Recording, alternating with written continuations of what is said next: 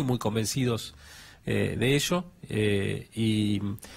digamos, y creo que no solo nosotros, sino que también está convencido el sector privado, porque cuando uno mira las proyecciones de los analistas para el año 2019, las mismas se sitúan en niveles muy parecidos a los que tenían 3 meses atrás.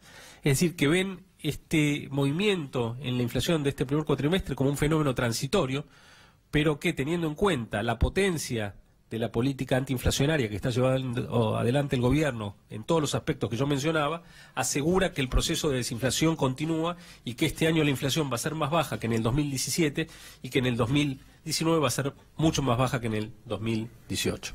No vamos a modificar nuestra meta para el año 2018 de ninguna manera. Entendamos que la meta no es una proyección, es una meta que es ordenadora de la política macroeconómica de esta gestión. Bueno, uno lo escucha decir al ministro Dujovne, Diego, y parece como esa zanahoria que nunca llega uno a alcanzar, ¿no? Esperábamos el año pasado qué iba a pasar con el segundo semestre, ahora conocemos el índice de inflación de marzo del 2,3, que suma un total en lo que va del año del 6,7, y nos dice el ministro, bueno, pero en mayo va a bajar. Da la sensación de que ya lo escuchamos esto. Yo digo, ¿esto es de archivo? No, es de hace algunas horas nada más. Sí, tengan en cuenta que ya pasaron 2 segundos semestres. Seguro. El primero esperado era el de 2016, no pasó mucho.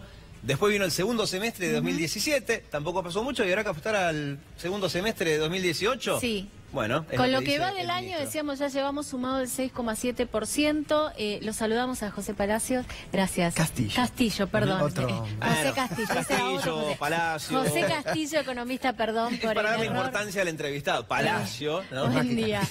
Gracias por estar acá. Por favor. Digo, ya vamos por el 6,7%. El 15%, que es la meta del gobierno, o por lo menos es la meta con la cual están negociando las paritarias, parece que va a ser superado ampliamente. Sí, hasta lo que dijo el ministro, hasta antes yo te decía, mira, el 15% la verdad solamente está para las paritarias, porque nadie se cree que este año va a terminar en el 15%. Ahora, yo escucho ayer al ministro y digo, ¿el ministro ratifica el 15%? Dice que el sector privado está hablando está alrededor de esos porcentajes. La verdad no hay nadie que diga eso. Incluso las consultoras más afines al gobierno, esta semana hubo un congreso económico muy importante, están hablando de entre 20, 22, algunos 25, pero vamos a los números concretos. Este número del 2,3% de marzo es un número muy grave. Primero porque es más alto que el de febrero, pero además se dio en marzo. En marzo no hubo aumento de tarifas. En abril va a haber aumento de tarifas. En marzo lo que más aumentó fue la educación. En marzo aumentó fuerte educación, aumentó alimentos y bebidas y aumentó, bueno, la cosa estacional que tiene que ver con el cambio de la indumentaria, por el cambio de temporada, ¿no? Pero sí, efectivamente, el aumento del mes de marzo no fue por tarifas que habían afectado en febrero y que van a volver a afectar en abril. Esto es muy importante. ¿Qué estamos viendo en marzo? El rebote, lo que los economistas solemos llamar los aumentos de segunda generación. Cuando a vos te llega el tarifazo o cuando vas a cargar nafta y te aumentó, lo primero, bueno, es tu bolsillo, ¿no? Decir, bueno, a ver, me aumentó. Pero cuidado, que después, más o menos un mes a continuación, va cómo eso pega los costos. Entonces, el aumento de la nafta, después va a los costos y después llega al supermercado. O sea, en realidad, cada tarifazo te pega a vos 2 veces. En tu boleta y después cuando vas a verlo en los productos que aumentaron. En marzo, ¿qué se ve? En marzo se ve lo que en febrero lo veíamos en los precios mayoristas. Estábamos diciendo, cuidado, aumentan mucho los mayoristas. Después eso pasa a las listas, después llega a los supermercados. Bueno, llegó en abril, llegó en marzo y ahora tenemos el rebote para abril, ¿no? Entonces... Ahora, recién al ministro lo escuchábamos decir algo que es muy sutil, que yo no sé si tiene que ver con la semántica. Antes le decían el relato, ahora no sé si es la semántica o acomodar el discurso, pero dijo el 15% es una meta, no es una proyección. ¿Qué significa? En un principio uno dice, ok, significa que no es que necesariamente se tiene que cumplir, no es un objetivo que si no cumplimos con el 15 fracasamos, sino que es una proyección que tenemos. Como aspiración, si fuera aspiracional. Claro. ¿Está como acomodando el discurso? ¿Cómo lo ves? Vamos a ser concretos. el objetivo del gobierno número uno no es bajar la inflación. Por supuesto, el gobierno quiere que no se le dispare hasta un nivel que le ponga en riesgo sus objetivos electorales. Eso es más o menos de sentido común. Pero el objetivo número uno del gobierno es bajar la inflación. Si ese fuera el objetivo, mirá, en el mes de octubre se liberalizaron los precios de los combustibles y desde ahí tenemos la seguidilla de aumentos. Tuvimos tarifazos enormes en enero y tenemos toda una seguidilla de tarifazos, gas, electricidad, transporte, agua que recién llega en el mes de mayo. Si a eso le sumás que se está dejando correr aumentos en los sectores monopólicos de la economía que hacen a alimentos y bebidas, a artículos de limpieza. Y bueno, salvo que yo piense que es un equipo económico inútil, cosa que no lo pienso, bueno, hay gente que no sabe. Bueno, si vos haces todo eso, después no te puede llamar la atención que la conclusión sea que aumentan los precios. Por ahí no pensaban que iban a aumentar tanto, porque como dice usted, ¿no? Cuando aumenta sobre todo combustible o gas y electricidad, hace que después todo aumente o muchas cosas aumenten. O sea, la veían venir, pero quizás no un número tan alto. Bueno, pero, a ver, en el mes de diciembre, además, se dejó correr el dólar. Hubo una alta devaluación con un Banco Central que, si quisiera, tiene poder de fuego para bajar el dólar. Como efectivamente, una vez que llegó al nivel que querían, lo empezó a hacer en el mes de marzo. O sea, el Banco Central dejó en enero y febrero correr el dólar. O sea, si vos dejás correr el dólar, y eso naturalmente cualquier economista lo sabe, tiene efecto sobre los precios.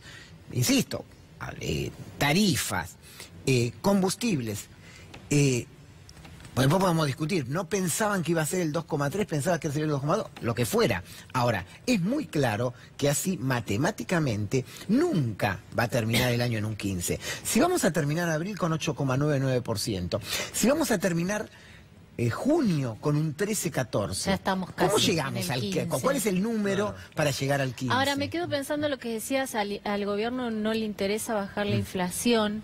Entonces esa meta del 15% es más un mensaje hacia afuera que hacia adentro, digo, porque al gobierno sí le interesa que lleguen las inversiones. Exacto, ahí está el punto, porque decimos, si el centro no es bajar la inflación, ¿cuál es el centro? ¿Qué es lo que le interesa?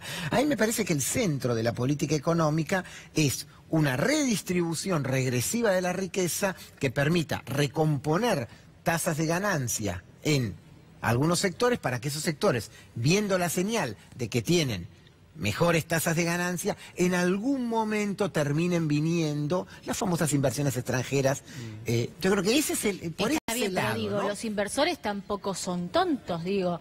Por más que vos le digas que la inflación va a ser del 15 y ya tenés casi un 7%... Pero sí, pero ojo, al inversor la señal que se le está dando es: vas a tener un menor costo salarial.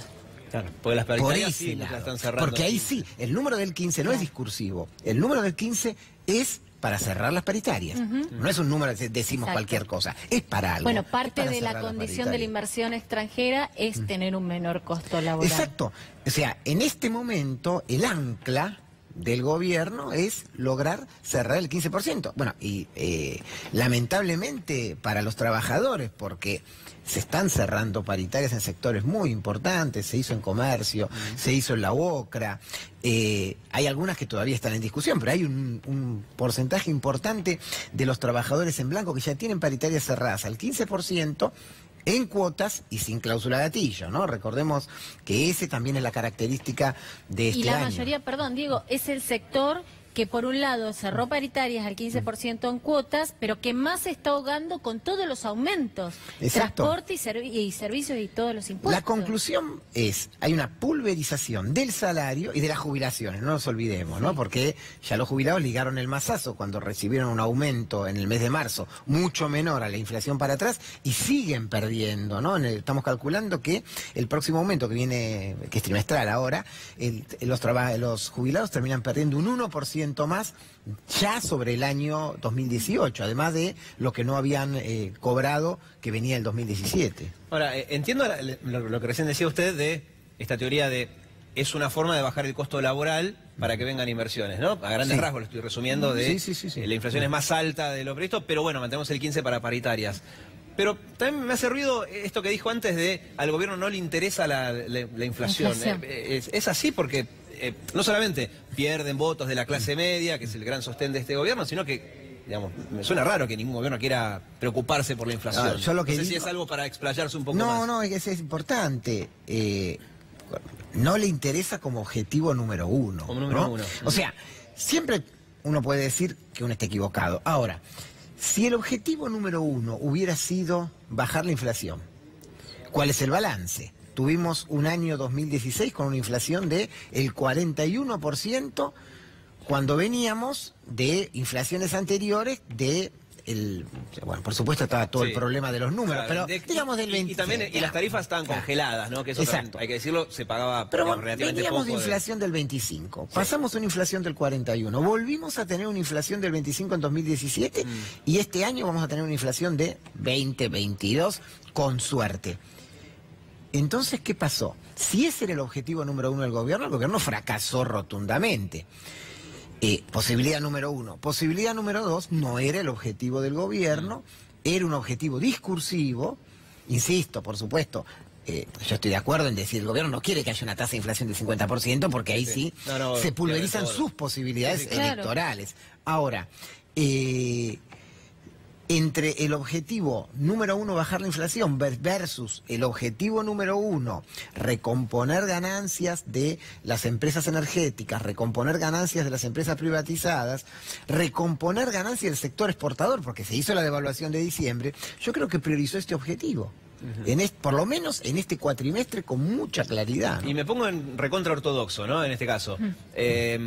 Y está mal eso, digamos, intentar que se exporte más con un dólar alto o hacer que las empresas de energía estén un poco mejor económicamente, porque en el tiempo mucha gente se quejaba de los cortes de luz, o que falta gas en invierno, etcétera. Digamos, me puse muy ortodoxo, pero es como para picarlo un poco, a ver qué opina usted. No, a ver, pues bueno, primero, bueno, eso hay que hacerlo también. Generar esa famosa cuestión de generamos incentivos, es no entender cómo se toman las decisiones, sobre todo en los sectores monopólicos, en los sectores extranjerizados. Supongamos que la quita de retenciones del 2016 y las devaluaciones hubieran sido de nuevo para promover exportaciones. Bueno, no lo lograron porque las exportaciones no aumentaron, al contrario, bajaron y tenemos un terrible problema en la balanza comercial.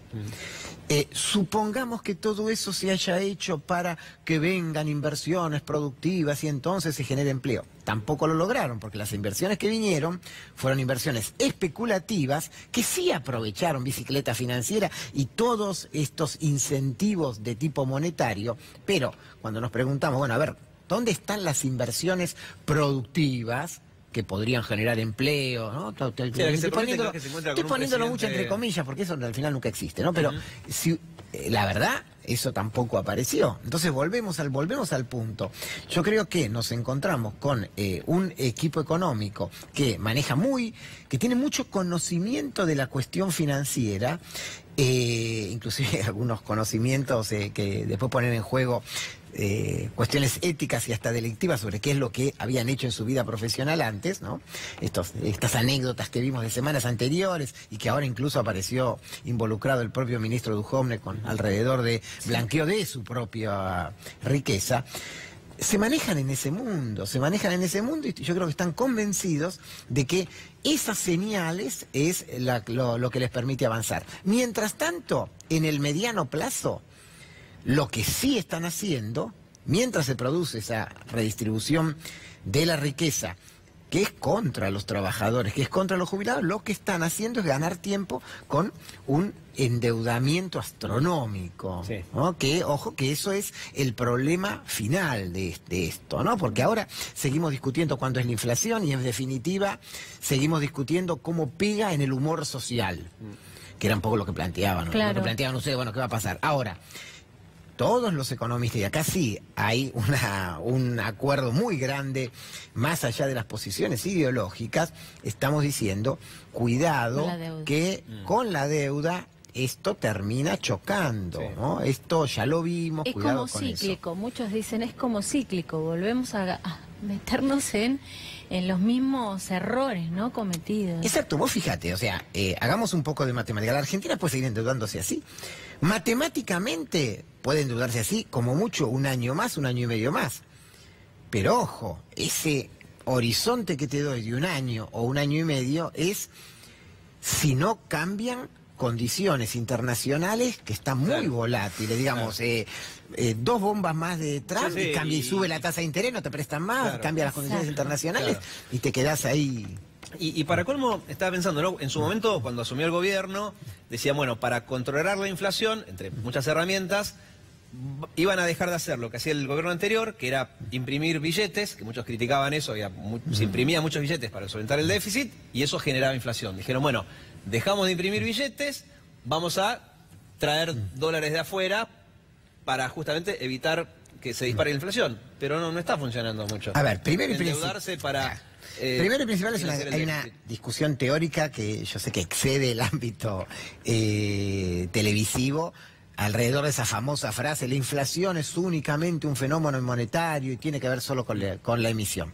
Eso no es así, tampoco es cierto que si vos emitís no pasa nada, claro. Es algo mucho más complejo. No se dé solo a eso. No es, ahora, de vuelta volvemos al doble discurso, porque si nos remitiéramos a eso, este gobierno está emitiendo la misma cantidad que emitía el gobierno anterior. Exactamente la misma cantidad, no está emitiendo menos, ¿no? Entonces, no es que dejamos de emitir y lo cambiamos por deuda, no, está emitiendo y está tomando deuda, está haciendo las dos cosas. Y ahí no está funcionando. Y bueno, claramente estamos viendo los resultados, ¿no? Hablaba recién, José, de esa devaluación que sufrimos a fines del año pasado. Diciembre, sí. Ahora parece como que estamos en una meseta. Sí. Parece. Sí. ¿Esto se va a mantener? Bueno, acá en el marco de todas estas condiciones también que se están dando. A ver, el dólar se estacionó alrededor de los 20 moneditas. Primero porque, a ver, el gobierno lo estacionó. Cuando llegó a ese valor, ahí sí el Banco Central en las últimas semanas salió a tirar reservas para mantenerlo. Ahora entramos en un momento del año muy particular que tiene que ver con la entrada de los dólares de las cosechas. En general, abril y mayo es un año donde el dólar se mantiene tranquilo. Ahora, si la inflación sigue a estos niveles, el dólar se queda así, vamos a tener en unos meses otra vez el problema del retraso cambiario, ¿no? El retraso cambiario que implica después problemas para la industria porque los productos importados terminan siendo mucho más baratos. Si uno se tuviera que guiar por lo que nosotros llamamos el dólar futuro, o sea, las personas que firman contratos pensando a cuánto va a estar el dólar y que obviamente suponemos que nadie quiere perder plata. Y bueno, te están diciendo que vamos a estar de acá a fin de año con un dólar en 22, 23, 24, ¿no? O sea, parecería ser que no estamos pensando en una estampida del tipo de cambio. Y mientras hablamos de inflación, muchas veces en la tele tenemos que graficar esto con imágenes y vamos al supermercado, las góndolas, que es cierto, donde muchos notan que hay inflación o no. El INDEC mide muchas más cosas, ¿no? Además de los alimentos. Pero se habla muy poco de el rubro alimentos, que está subiendo más que el promedio de la inflación. Y eso afecta a los que menos tienen, que son los que más dedican su sueldo, o más destinan su sueldo a comer. De hecho, a partir de ahí se mide la canasta, el índice de pobreza. Los alimentos son los más caros. Claro, eso es lo preocupante. Y no se habla tanto de ese segmento que suben los alimentos. Sí, seguro. Genera más preocupación que suban las prepagas, que también es algo terrible de la clase media. A ver, yo te voy a hacer una comparación como compradora. Yo hago las compras una vez por semana. A mí me sale mucho más caro ir al supermercado que quizás comprar ropa. Claro. Sí. O sea, antes era mucho más cara la ropa que los alimentos. Pero, digo, y habrá un hay detalle gasto antes de muy escuchar grande. a José. Me refiero a que clase media le dedica un determinado porcentaje de su sueldo a alimentos. Sí. Pero clase baja le dedica casi el 80% de sus ingresos a los alimentos. Entonces, que suban los alimentos les genera más impacto y están subiendo más que la inflación, más que el promedio. Este mes la inflación núcleo O sea, la inflación sin contar tarifas y sin contar otros productos estacionales dio más. No dio 2,3, dio 2,6. Claro. ¿no? Y si miramos ya los alimentos en particular, sacando algunas estacionalidades de frutas que cambian por la estación, también el aumento fue más alto. Yo creo que hay dos rubros que pegan sobre el bolsillo del trabajador muy fuerte, porque claro, uno le dice a un trabajador, la inflación fue del 2,3, lo primero que te dice es, mira, pero a mí en el bolsillo, la verdad, me aumentaron mucho más las cosas. Claro. Y tenemos que entender que ese 2,3 es en base a un promedio, una canasta que no refleja efectivamente lo que es la canasta de un trabajador o de un jubilado. Mira, estudios que se han hecho en este último tiempo. En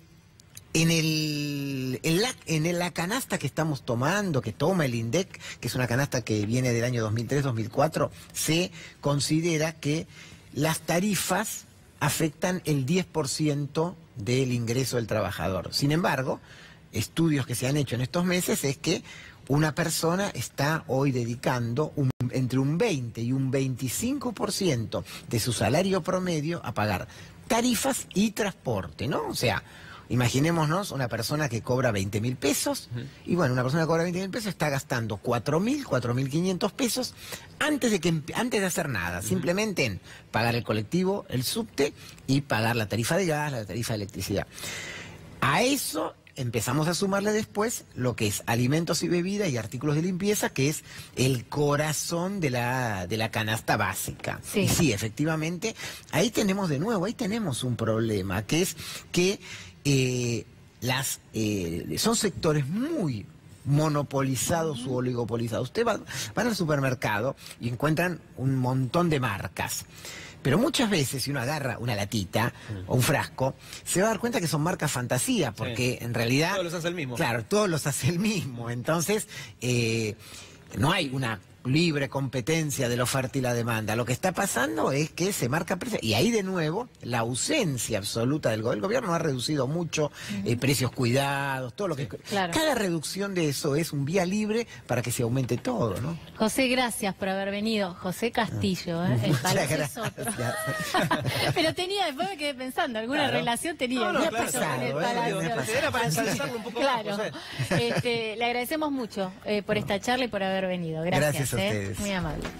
Nosotros ahora vamos a cambiar de tema, volvemos